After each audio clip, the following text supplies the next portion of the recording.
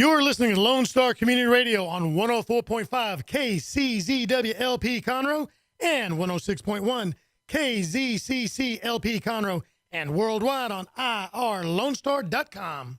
Good afternoon, everybody. I hope you guys are having a good day and enjoying the kind of temperature change that has come about. Again, this is Agricultural Toolbox, and this is Mike Heimer with the Montgomery County Extension Office. And I thought we'd talk a little bit about, I guess the weather is the one thing we need to look at. We were just visiting before we came on the air about what we've been doing and plants that we're trying to grow. And in fact, I'll talk a little bit more about the plant variety selection, but we were out there this morning putting bare roots in pots out there at the Montgomery County Extension Office, getting ready for the plant sale. And that breeze is a little bit nippy out there, so you kind of out there getting things done. And it's, we just always layer up and try to get things going as far as keeping ourselves healthy. And I think many times we forget how severe that cold is out there. And again, it's easy for us to run inside and, you run from your car, but we don't put a lot of, of layering and clothing on. And we get to forget about the animals that are out there. And again, when you listen to the news, they always talk about your pets, pipes, and plants and things like that. They're bringing in your dogs and cats. But what about the other livestock that's out there? And I think, take a minute just to talk a little bit about what's going on out there and how that is affecting animals. And again, just the little modifications we can make and what's going on out in the pastures can make a tremendous difference in the stress that we're putting our animals under. But again, understanding the effects of cold stress on our beef cattle, that's something we need to look at. And I'm mentioning beef cattle now, but that applies to horses, sheep, goats, any kind of livestock that we've got out there. But most of our producers, they kind of understand when the weather gets colder, their cows are going to need more energy to maintain their body condition. And that's why you'll see it if you put a round bale out there, and typically it may take a week for those girls to go through it. When all of a sudden you see the weather jump down like it has done last week and then again last night, all of a sudden that round bale may only last 4 days instead of 7 days. And that gives you an idea about what's going on. But the questions are, when do cows start experiencing cold stress? And how much energy do they need? And again, that monitoring what's going on. And I think if you talk about your own personal health and understanding what's going on, anytime you're tired, you're stressed, a lot of times your immune system is going to go down, and that sets you up for maybe getting sick. And again, the flu symptoms are going on around now, and it's hitting everybody. But again, if you're healthy and your immune system is in place, then a lot of times you're able to fight off these types of situations. The same thing applies to our livestock. If they're under stress from some environmental factor, a lot of times their immune system will be compromised a little bit, and that's when we're going to start to see some problems come about. So in trying to keep those girls in line, that's what we need to be considered. So when considering cold stress, we need to factor in both the actual temperature and the wind speed to determine the effective temperature. And again, that's the kind of thing you saw yesterday. It was 60 some odd degrees in the middle of the afternoon or early afternoon, and everybody's running around in a short sleeve or just a long sleeve shirt.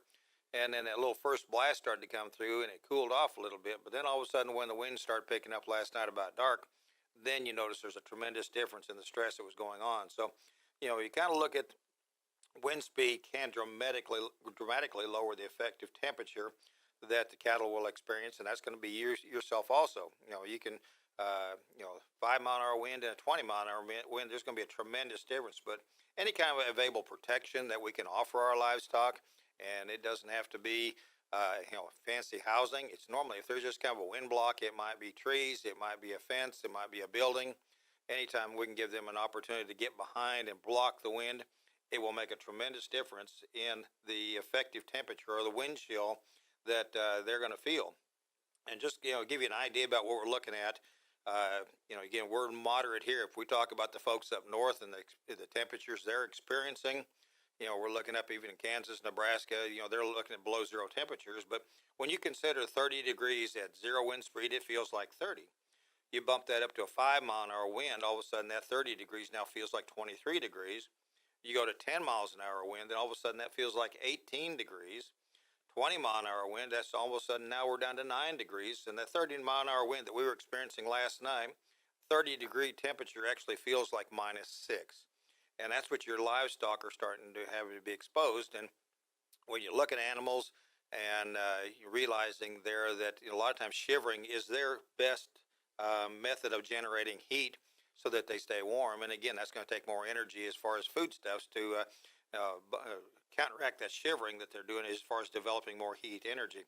But just to give you another example, we're supposed to be a little bit cooler tonight. So we drop that down to 20 degrees at zero wind speed. All of a sudden, that 20 degrees at 5 miles an hour, now it feels like 13. That 10-mile-an-hour wind, now we're feeling like 8.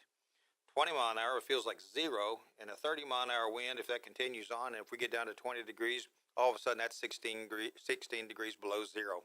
So you can tell right quickly that the stress that your livestock are going to be placed under is going to be a big, big difference.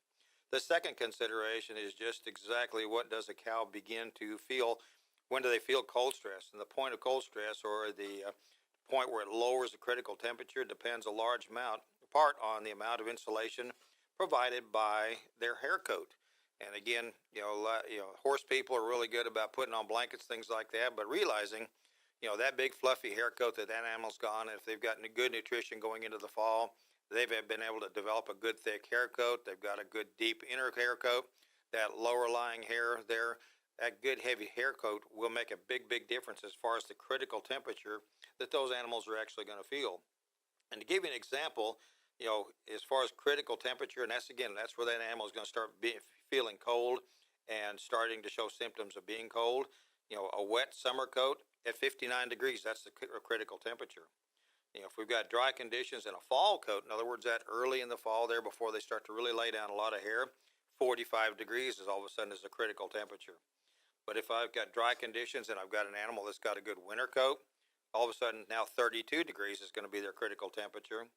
And then if we got dry conditions with a heavy winter coat, then we're looking at about 18 degrees is going to be the critical temperature. So you can see that animal, if it's equipped with a good winter coat, as far as good hair, good nutrition, they're going to be able to handle those cold temperatures, and particularly if we're able to provide them some kind of structure to get behind. So if we can remove the windshield, then all of a sudden we're not looking at a great big critical temperature change on those animals, and it reduces the amount of stress that they're going to be looking to deal with out there in the evening time. As a general rule, for every degree, the effective temperature will fall lower than the critical temperature, and that's what we were just talking about as far as the critical temperature will be based upon as far as environment, their hair coat, their winter conditions, their feed, their body condition, things like that. The cow's energy needs will increase by 1%. For instance, then, if the effective temperature is going to be 17 degrees, the energy needs for a cow with a dry winter coat are about 15% higher than it would under more moderate conditions. So again, that lower temperature, they're having to consume more energy, more foodstuffs there to generate the heat in their body. And again, with the ruminant type animals, which can be sheep and goat and cattle, you're looking at the rumen as they're digesting forage materials, not grain so much, but hay, alfalfa, grass hay, cane hays. There's a variety of roughages that they consume. They generate body heat in that rumen, and that's what helps keep that body warm. So again, making sure that they're able to consume plenty of foodstuffs gives them the ability to create that energy.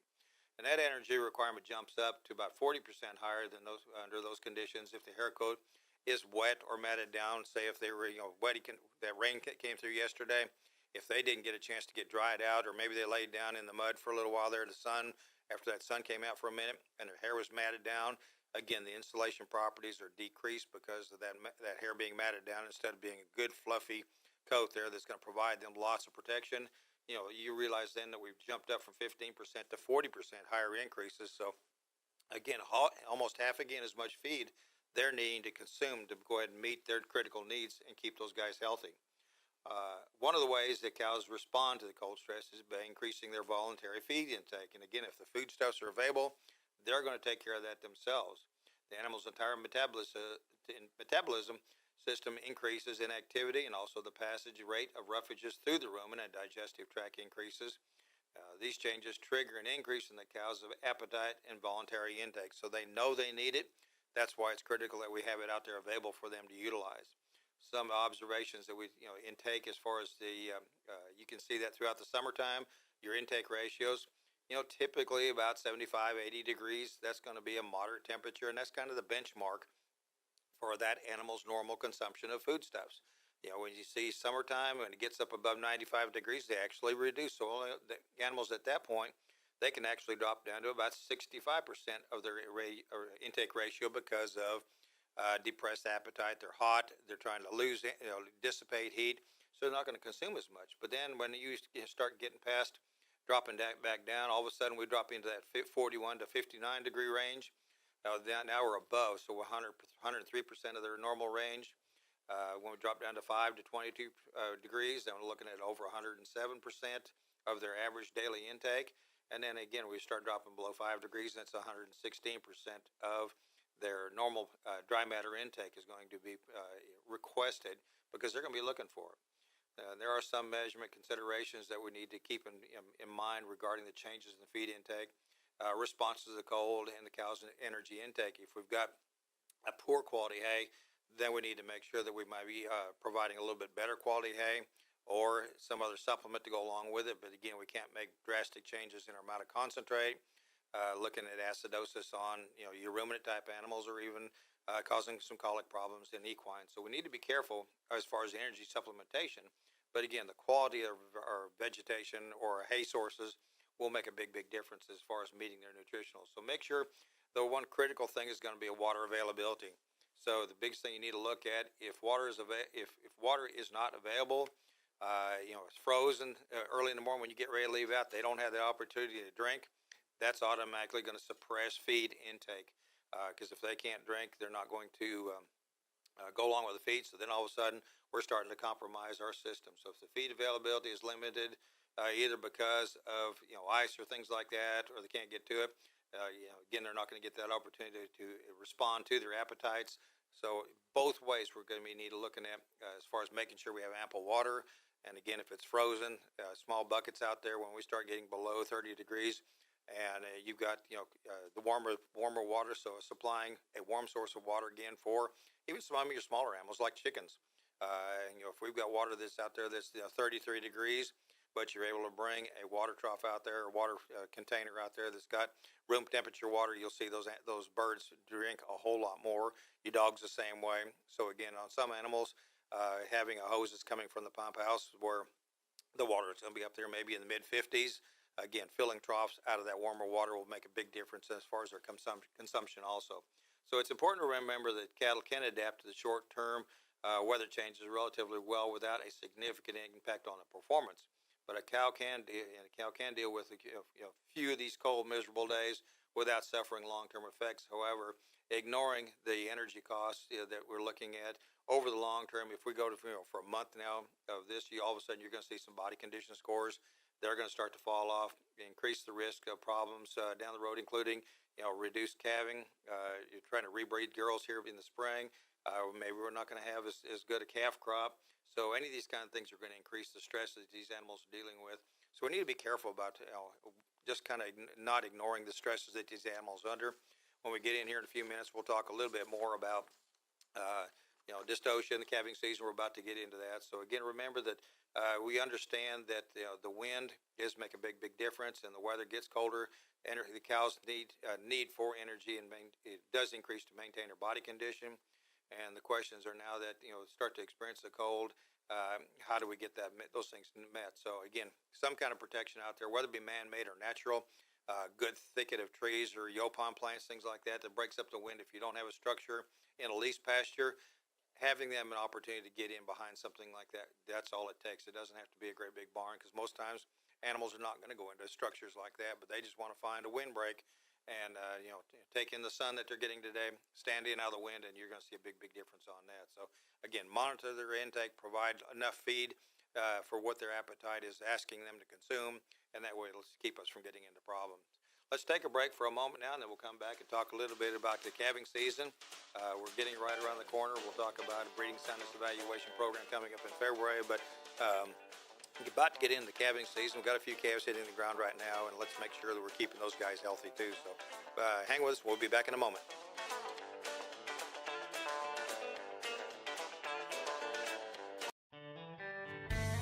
Don't forget to download the Lone Star Community Radio app from your Google Play or Apple Store. Bring Montgomery County's community radio with you anywhere with your smartphone or tablet. If you are in the Conroe area, tune in on FM. That's Conroe's FM 104.5, 106.1. If you are on the computer, bookmark irlonestar.com as your internet radio station. A Lone Star Community Radio, broadcasting 24/7 from the heart of downtown Conroe, Texas.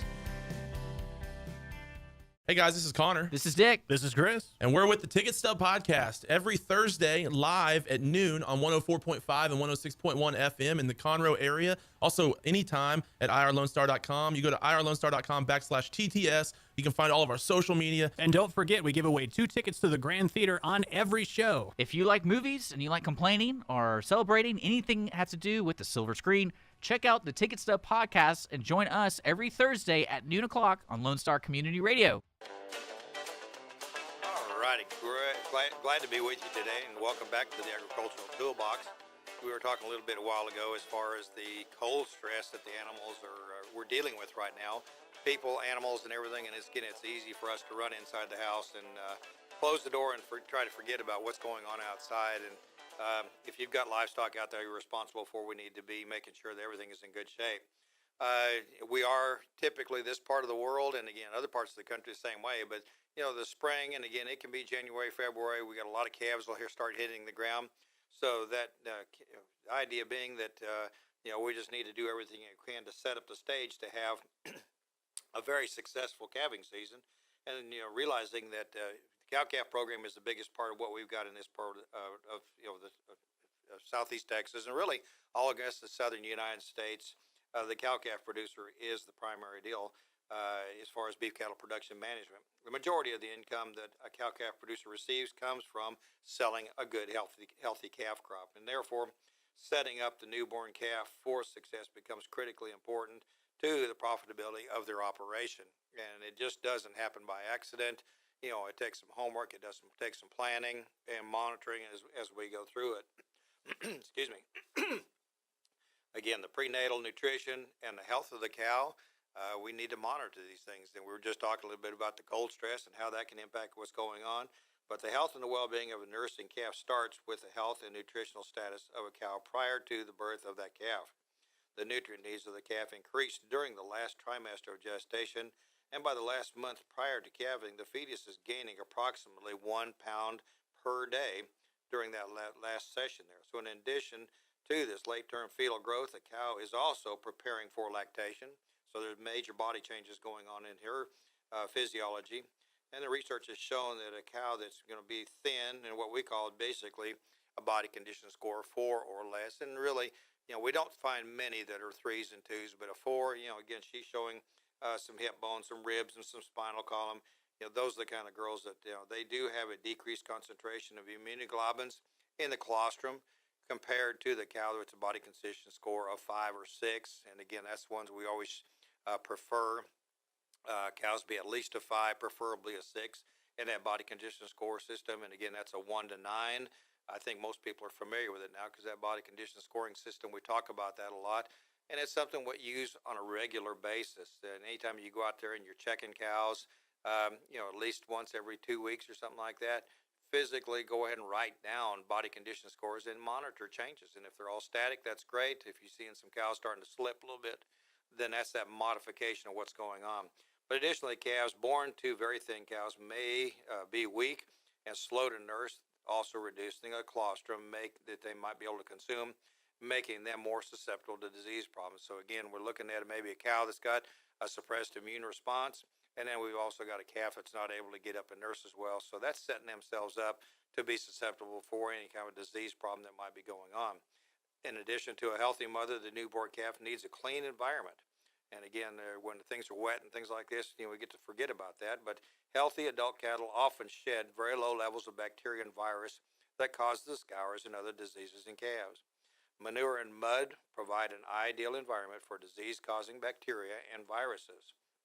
Early in the calving season, calves are exposed to these pathogens and often develop minor undetectable infections. And however, these calves simply amplify the pathogen load to the environment faster than adult cattle do. So they're just going to be susceptible to constant exposure.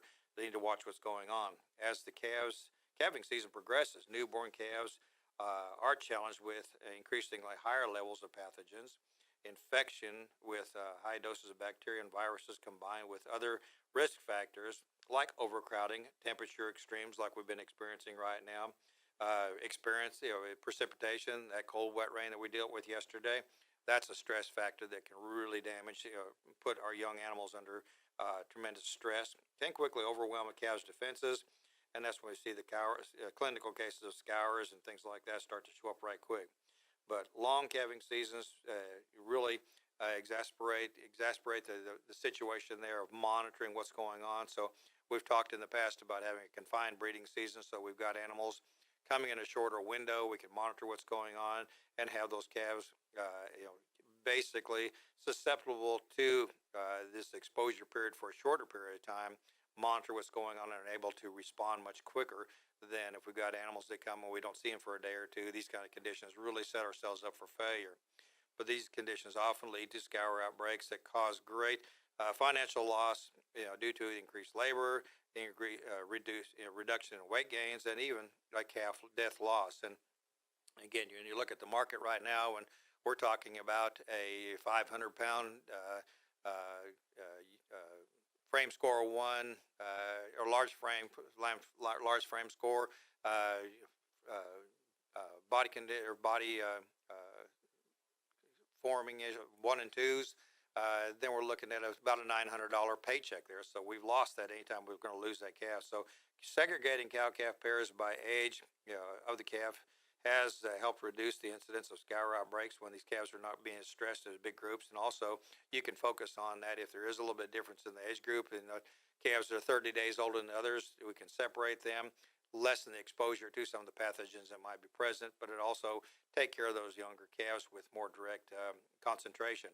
After a week or two of the cows which have not calved should be removed from that clean area. And again, we've talked about in the past about a calving pasture there where you can monitor things closely right outside the back window there, so you can monitor what's going on closer to the working pens, so that if we do have to get an animal up and assist her, that's not a great big draw situation there where she's back there in the back pasture down there in the creek and it takes us half a day to get her back up to the barn. We've really stressed everybody on that situation there. So it should be repeated every week or so as far as moving animals out, having a good clean calving pasture that we talked about. And after the youngest calves are about 4 weeks old, all calves can be commingled in. So once we're 30 days down the road, start separating. You don't have to worry about separating anymore, and then getting those animals out there and kind of getting the program going as far as making sure their consumption is up, and then we can watch the overall health of those animals. But the timing and the amount of the colostrum consumption is critical for those newborn calves. We've talked about that as far as the animals, the cow's health. But ideally, newborn calves need to stand and nurse within the first few hours of life to maximize colostrum absorption and immunity. And again, that's there is a window there where we see that absorption in those animals be greatly reduced. So that first 24 hours, we really want to see that case.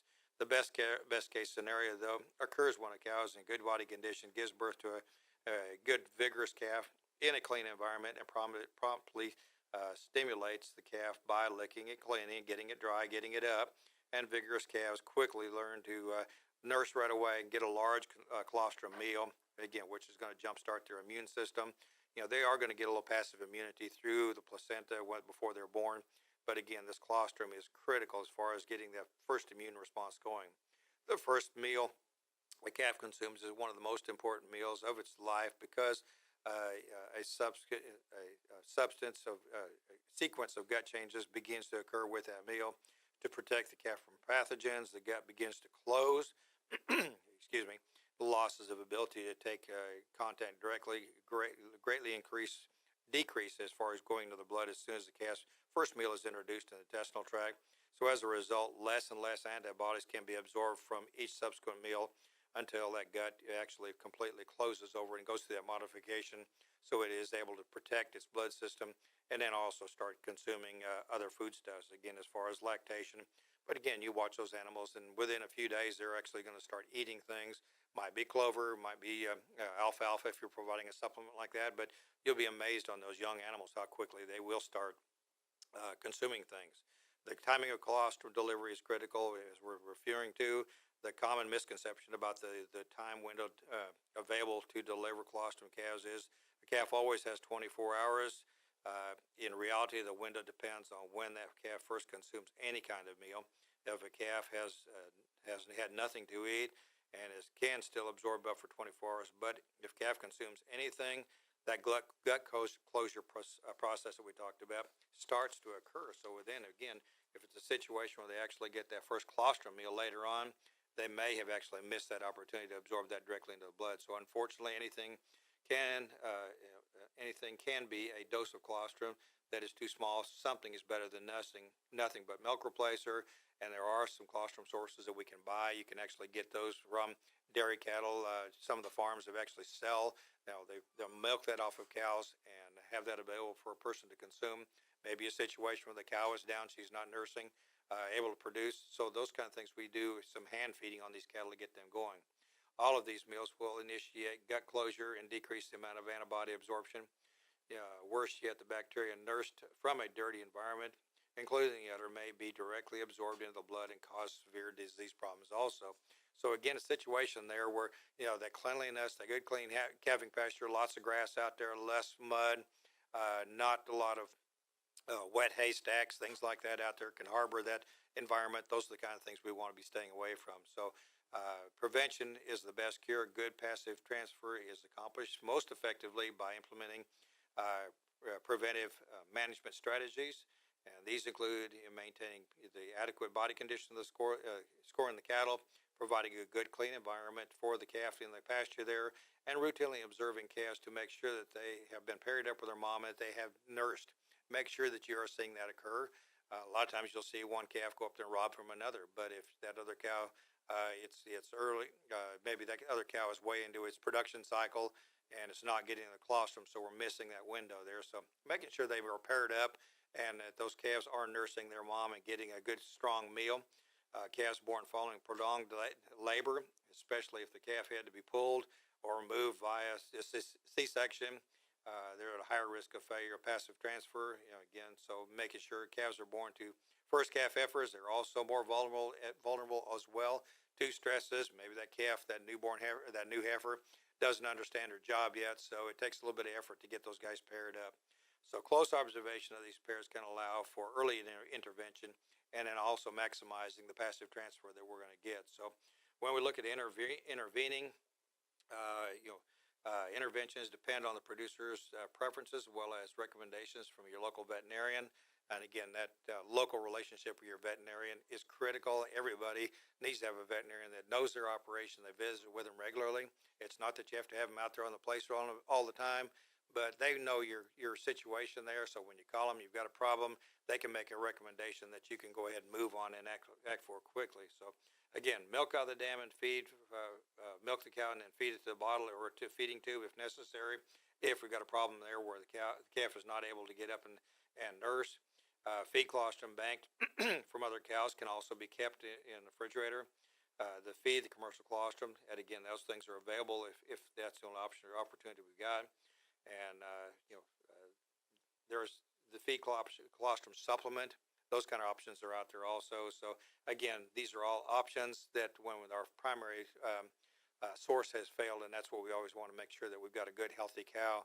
She's given the best opportunity to get that calf goof to a good start, a good, healthy start.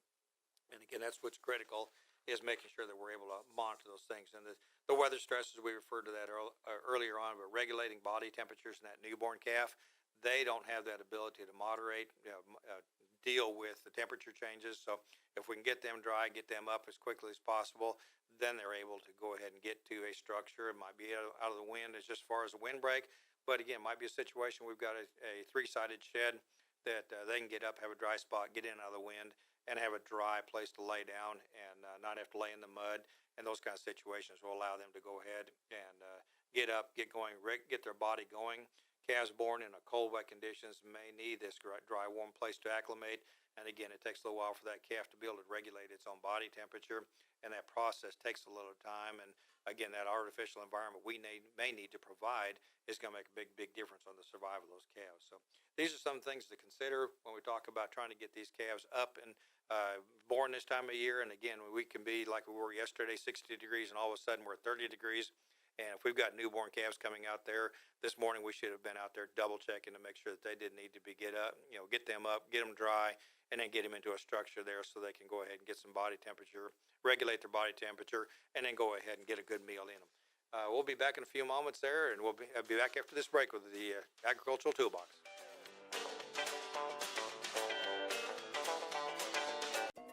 Hispanic Chamber Connections with Dr. Carlos Sanchez, President of the Woodlands Conroe Hispanic Chamber of Commerce, featuring event announcements, member highlights, and more. Tuesdays at 1 p.m., broadcasting from the heart of Conroe, Texas on irlonestar.com and Conroe's FM 104.5, 106.1.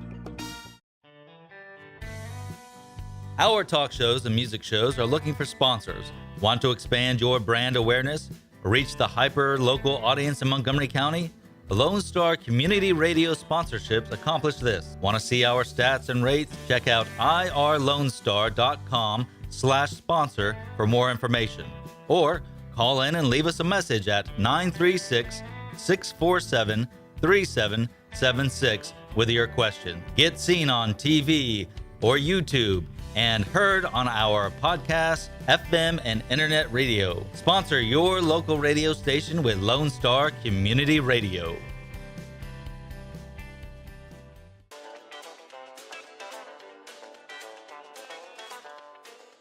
Glad to have you back with us on the Agricultural Toolbox today.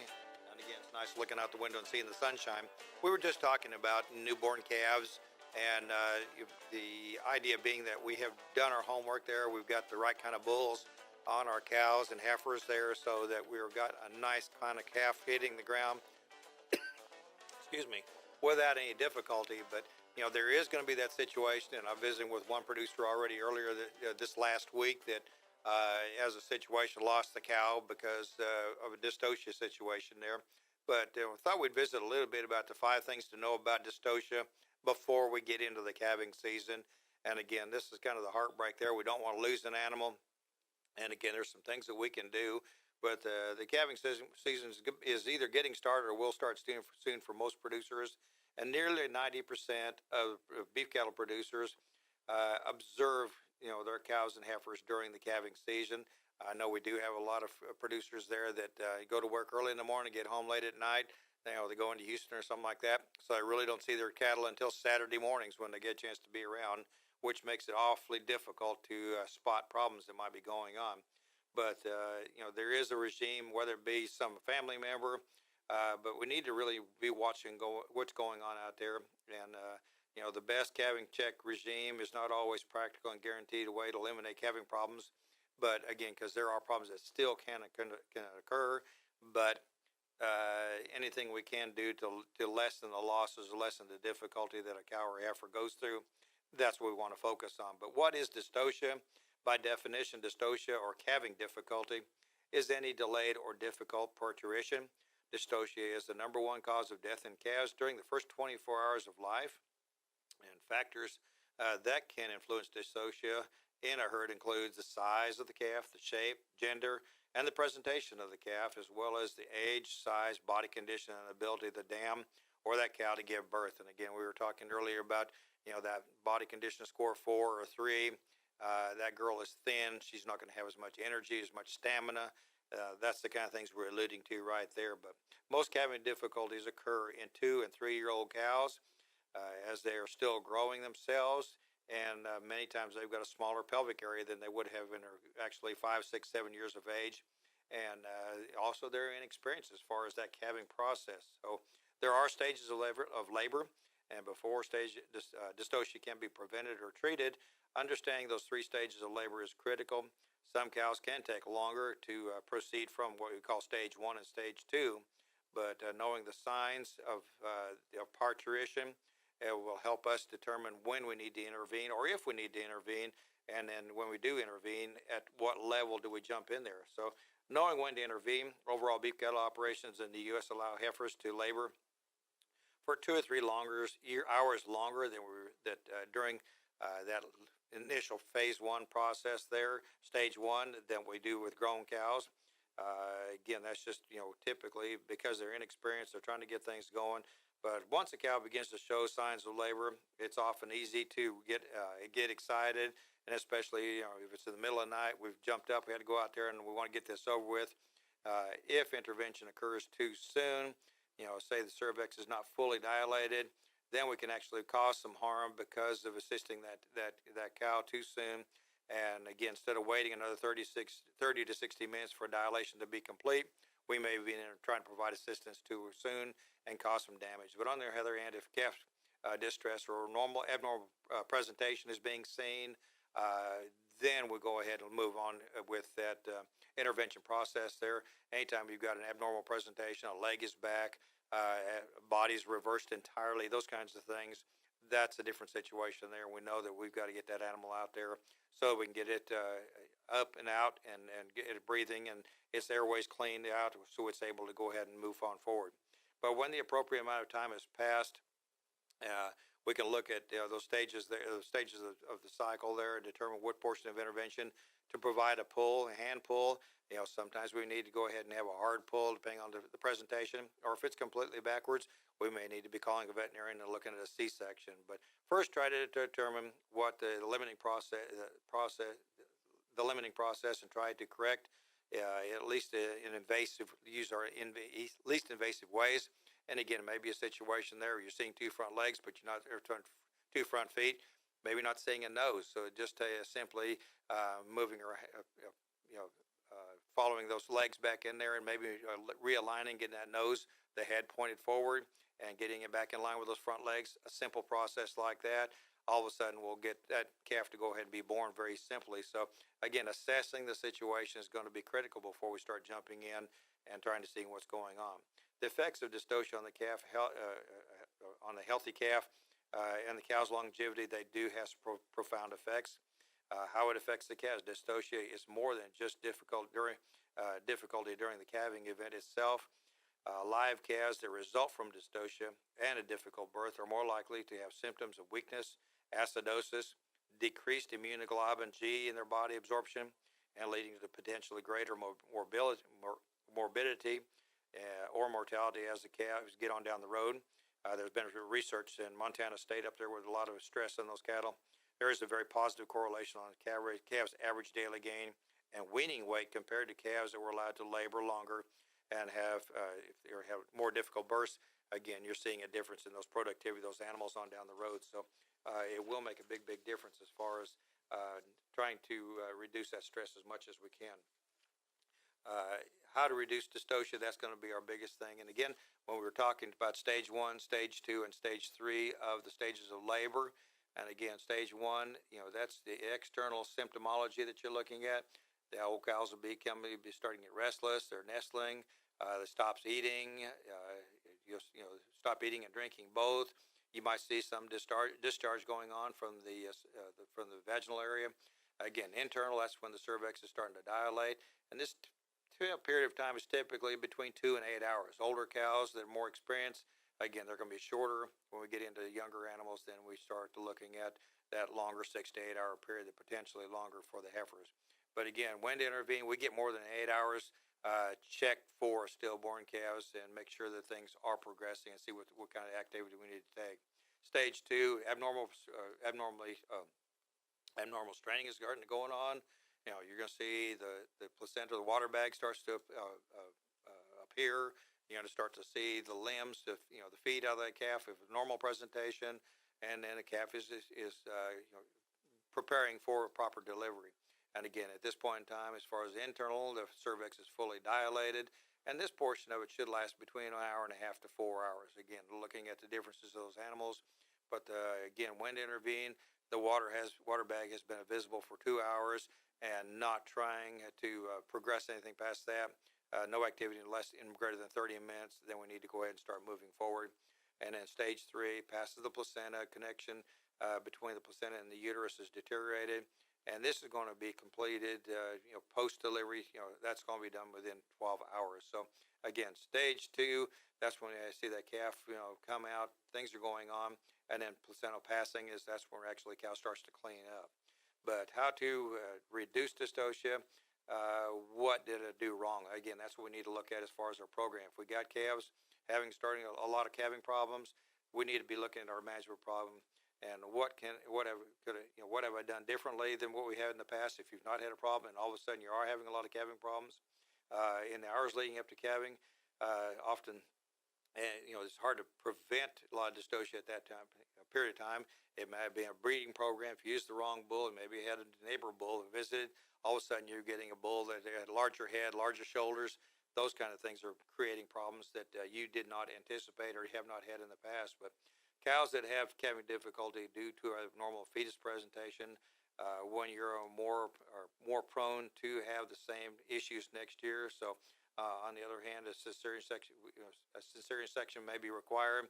Again, a lot of times those animals just need to go ahead and move those down the road, and we need to go ahead and start looking at other ways to reduce that problem, get that problem out of the herd, because that can be genetically related. Whether it be the bulls, we've got some cows that are a little bit smaller in their pelvis, or just have some dystocia problems. Again, they're just not as active or aggressive mother. We will see problems like that. User EPDs, we're going to talk about that. I mentioned earlier we're going to have a breeding soundness evaluation program on February 27. But utilizing EPDs, that's the expected progeny difference, and those values are out there for bulls and the cows that are out there. And you can look at, there's EPDs that are tied to genetic correlation on everything from birth weights to milking ability to weaning weights, yearling weights. And those EPD materials there can really help us look at a herd, look at those animals that have got decreased genetic difficulties, and allow us to utilize those numbers to predict the types of genetics that we want to be utilizing. Physically measuring the pelvic measure of an animal, particularly those heifers, measuring the pelvic area of replacement or breeding heifers before that first calf event will give producers an idea of which females may expect problems out of. There are always going to be those situations there where we've got a young animal. She may have gotten bred a little bit early, and I know she's going to be a little bit smaller frame from what she's going to be in as an adult. But then again, if they've got one that's just a little bit smaller made, expecting problems out of her may be something that you're going to be looking at, and we may have to manage around that. Again, the body condition score, you alluded to that earlier. Those girls that have got the less than desirable body condition score, we're going to see the situation there where they don't have the ability to have the stamina and the energy to go ahead and a lot of times have a healthy calf. So a situation there, they may give it up a little bit early, and they may need help because they run out of energy. They're expecting you to help them out. The pregnancy detection, again, making sure that those girls are in good body condition during the breeding season there, so we know when these calves are to be expected. That's the kind of things we need to look at as far as planning a breeding season and having those calves coming in a short window there. We're going to get them all on the ground at one period at a time. But provide, again, there's a lot of management goes into this, and there's a lot of things that we can, look at as far as keeping our dystocia levels down. And again, the EPDs looking at our calf structure, our cow structure, and then also our bull selection will make a big difference, because dystocia, if you've ever had to pull a calf, that's one of those things that you're just going to do everything you can to avoid that situation.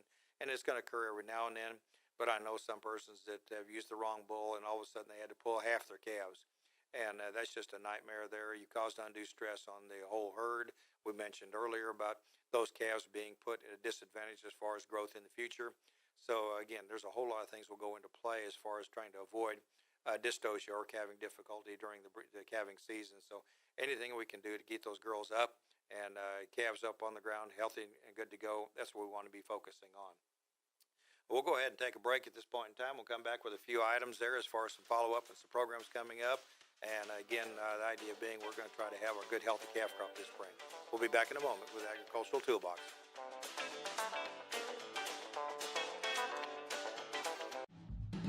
Don't miss Lone Star Community Radio on TV and YouTube.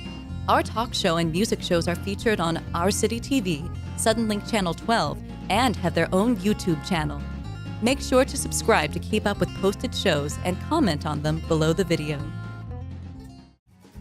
Listen in Mondays at noon to hear Conroe news from local nonprofits, businesses, upcoming events, Conroe Park events, news stories, and information that matters to you with your host, Margie Taylor of Taylorized PR. For more information about being a guest, visit irlonestar.com/ConroeCulture. All righty, glad to be with you. And again, we'll wrap up the agricultural toolbox here with a few comments there. I want to make everybody aware we've been talking about the weather and healthy animals and the activities that go along with that. And we've kind of got some neat things going on tomorrow. Really, every Saturday in January and some Sundays there, we've got progress shows going on the entire month where our 4-H and FFA exhibitors are able to show their animals, get them out. They're basically practice sessions getting ready for one of the major livestock shows. Might be Fort Worth, San Antonio, Houston, or it might be the Montgomery County Fair coming up in April. But these are opportunities for them to get out and have a good time. But Splendora or Porter and New Caney are having their show tomorrow at the Montgomery County Fairgrounds. And again, they'll be having all the different livestock species. Next Saturday, the 20th College Park FFA will be having their progress show at the fairgrounds. And most all these, they start about 9 o'clock. They'll start weighing animals at 6, start to build their classes at 8, and shows start at 9. The week after that, January 27, Montgomery Dobbin 4-H Club, they'll be having their show there at the Montgomery County Fairgrounds. And again, we encourage folks to come and watch. I mean, it's a neat deal. Again, these exhibitors have all got their livestock. They're feeding them, getting them ready for the spring activities. And it's a good opportunity to get them out. They get them away from the barn and the house. And animals always act a little bit different when they get from the house, and it gives them an opportunity to get out there and practice. Again, we're talking about all classes of livestock also. My Montgomery County Adult Horse Committee, we've actually got some schooling shows that we're going on right now. And again, these are folks that are riding their horses, getting ready for one of the major stock shows. There are a lot of horse shows that are tied to them. And we've actually got what we call a schooling show. And again, some of our youth, the kiddos with 4-H coal projects for the fair, they came out big time this last Tuesday night. But we've got the 16th and the 23rd yet to go. We do a series of 3 progress shows or schooling shows. And at those, we offer showmanship at halter, in-hand trail, regular trail, walk, trot, western pleasure, hunter under saddle, and horsemanship. That's each of those 3 nights, or those same set of classes there. We do have a different judge each night, and that judge is there to visit with you and give you some constructive comments there as far as strengthening your skills and techniques and allowing you to be a better rider. And I also mentioned earlier about the Montgomery County Master Gardener Association, their fruit and nut tree sale is coming up January 27. That's going to be at the fairground or at our office. We were putting those plants, those bare roots in pots earlier today. And again, you can go to the Montgomery County Master Gardener website. They have got a plant list there. It's already been generated. And we're talking about avocados, blueberries, several varieties of blueberries, blackberries, Kiowa, Arapaho, a number of blueberries. Then we get into some figs, grapes, jujubes. Again, that's one of the killer plants. Got the lemons, Meyer lemons are there, several there. The satsumas, and again, that's a neat plant also. We got a satsuma tree at our house, and it's still got fruit hanging on there. And I ate one yesterday, and it's been through several freezes, and they're still good and sweet and ready to go. Several oranges, plums, nectarines, peaches, pecans, pears. All these different varieties are going to be available through the plant sale. And again, these are all varieties that have been selected that do well in this area, so they don't have to worry about something that's going to be very freeze tolerant, susceptible to cold weather. A lot of times some of the box stores will sell varieties that are designed for South Florida, which is a truly tropical. And when we get down to that 18 to 20 degrees, all of a sudden those plants are now gone. I also did mention that we were going to have a breeding soundness evaluation program coming up on February 27. That'll actually be a holdover at Beard Navasota Veterinary Clinic in Navasota. And again, it's a good program there. We'll talk about EPDs. We'll actually do a sire evaluation, have a bull there, go through the processes of what a true breeding soundness evaluation will entail, look at some semen for morphology and mobility, and it'll be a very educational program also. So again, you can go to the Montgomery County Extension website. A lot of these programs are all listed there, and the opportunities for you to come and learn and participate. So hopefully we'll provide you something to think about today. And again, hopefully we'll strengthen our management program and have a very successful calving season, and also good use of our animals and keep everybody healthy. You guys have a great weekend, and thank you for being with Agricultural Toolbox.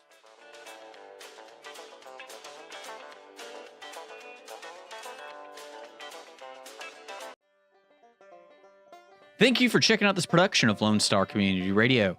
Lone Star Community Radio is Montgomery County's community radio station. Don't forget to check out this show and many others across the Lone Star Community Radio Network, either live on Conroe's FM 104.5, 106.1, the Lone Star Internet Radio app, or irlonestar.com's live audio stream, and on replay on podcast, Channel 12's Our City TV in Conroe, or Channel 21 KVQT in Houston, and of course their YouTube channel. This production is copyrighted and all rights are reserved by Lone Star Community Radio. Have a question regarding this program or other Lone Star Community Radio shows? Want to sponsor or start your own show? Call the station message line at 936-647-3776 or email the station at lscrstudios@gmail.com.